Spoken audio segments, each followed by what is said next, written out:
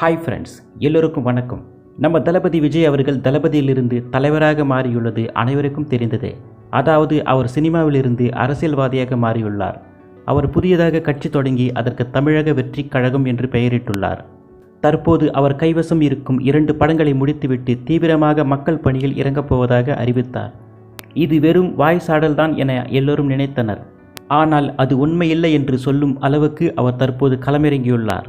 பாருங்க, ஏற்கனவே கட்சி தொடங்குவதற்கு முன்பு நடிகனாக இருக்கும் போதே இவர் மாணவர்களுக்கு பரிசு பொருட்கள் வழங்குவது, ஏழை எளியவர்களுக்கு உணவு வழங்குவது, வெள்ள நிவாரணப் பொருட்கள் என ஆச்சரியப்படுத்தி வந்தார். தற்போது ஒரு கட்சியின் தலைவராக அவர் விலையில்லா வீடுகள் வழங்கும் திட்டத்தை ஆரம்பித்துள்ளார்.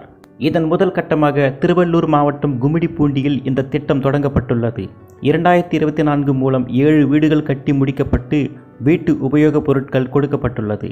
அந்த வீட்டை புசி ஆனந்த் அவர்கள் திறந்து வைத்துள்ளார். அப்போது எடுக்கப்பட்ட போட்டோக்கள் தற்போது வைரலாகி வரும் நிலையில் தன் கையில் அதிகாரம் இல்லாமலேயே இவர் மக்கள் பணியை தொடங்கிவிட்டதாக பாராட்டுக்களும் குவிந்து வருகிறது.